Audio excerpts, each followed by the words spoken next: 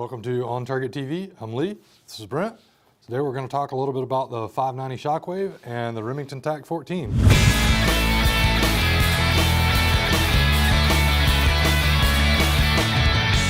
Welcome to On Target Gun Club.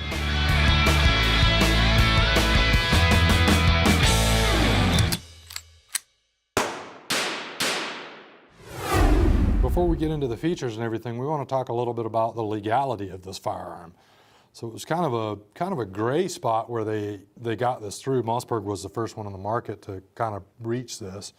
So if you look at the ATF and NFA rules on short barrel shotguns and measurements and things, they say a shotgun with a barrel under length of 18 inches or an overall length of 26 inches.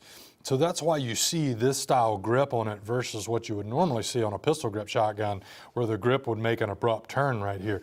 This gives them the extra length on the shotgun, so they make that overall length. So it is a 14-inch barrel on this, but they make 26 inches overall. So on the Mossberg, we're going to kind of talk about the features of both of them as we go. On the Mossberg, you've got drilled and tap on the top of the receiver here. So if you wanted to mount an optic on it, you're ready to go on the Mossberg. We don't have that on the TAC14. On the Mossberg, your safety is on the top of the receiver right here. So with your hand in position, it's fairly easy to get to on the Mossberg. Like most standard Remington 870s, the safety is built into the trigger guard. Forward of the trigger guard is the release. Yep, both of those are features that have been on both of these guns for 50 years now. The Mossberg, the release for the pump is going to be right here on the rear. With the Mossberg, you'll see this is kind of a typical handguard that they've used on a lot of their 500s and 590s for a while. You've seen this strap available on it for a while. So it is kind of nice to give you something to hold on to, but you don't have the option to mount anything on this handguard. However, it is the standard setup of a 500 or a 590, so if you wanted to change this out for the Magbull handguard or something else, you can do that on the Mossberg. The other nice thing about the TAC14 is it does come with the Magbull handguard. The nice thing that you can do, we have a letter from the ATF, you can mount a vertical grip to this handguard. The good thing about that is it gives you some stability when manipulating the weapon. You want to be very intentional when it comes to loading and unloading this to make sure that that ejector grabs the shell, gets it out of the way, and gets ready to feed the next one. The other benefit is to keep the hand from moving forward of the barrel. When you got a gun this short, you want to be very careful about doing that. The other nice feature with the Magbull is the M-lock sections that you can put Picatinny rail on there, add your light, laser, whatever you may want for your weapon. Yeah, we've played around with it a little bit and kind of felt what a vertical grip would be like that on there. And there's a couple of companies out there that have vertical grips that will rotate to an angle, and I kind of felt like something that would rotate to that 45-degree angle would be pretty comfortable on something like that. So we've kind of played with that a little bit too, and that would be something you guys might check out as well. Both shotguns are offered in 12 and 20 gauge now. Initially, it was only a 12 gauge release, and a lot of people started asking for 20 gauge because it is a small package that packs a little bit of punch to it. So both companies do have a 20 gauge out now.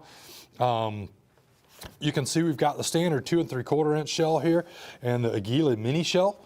The Mossberg from the factory holds 5 of your standard 12 gauge shells in the tube and then 1 in the chamber. We get 4 in 1 with the TAC14, but if we're running the Aguila mini shells, we can get 7 in 1 in the TAC14 and 8 in 1 in the Mossberg. Right. Nice. So the difference between the two, and this is something anybody that's familiar with the Aguila mini shell kind of knows about already for the Mossberg and the Remington, the lifters on the bottom here, when the shell comes out of the magazine tube, the piece you see here in the bottom right here, this is called the lifter. And in the Mossberg, you can see it's fairly open, whereas in the Remington, it's a nice big flat plate right there.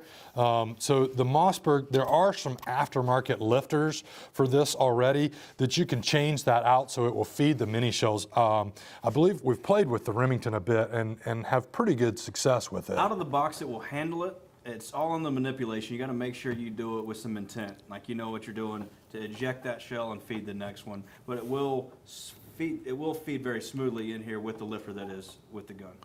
Current capacity on this shotgun with the 2 3/4 inch shell is 5-in-1, and then with the mini shell is 8-in-1. And like I said, if you want to run that adapter in the plate right there in the lifter, then you can run the Gila mini shells in there.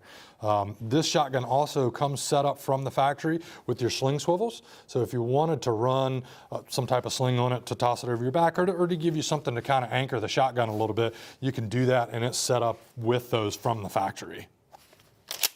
Yeah, like Brent said, you just want to be really deliberate about the action of that shotgun to make sure you're getting all that force to kick the shell out and pick the new one up. When you're running those mini shells, if you're running the 2 3/4, they're going to work smooth anyways.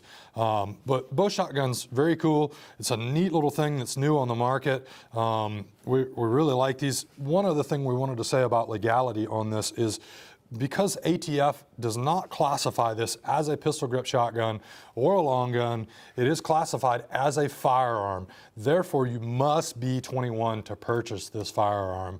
So, you know, the younger guys out there, I'm sorry, you're gonna have to wait a little bit longer before you can pick one of these up. We do have both of these in stock on the shelves at On Target here, so you guys come by and check them out and see what you think. Let us know. Thanks for tuning in.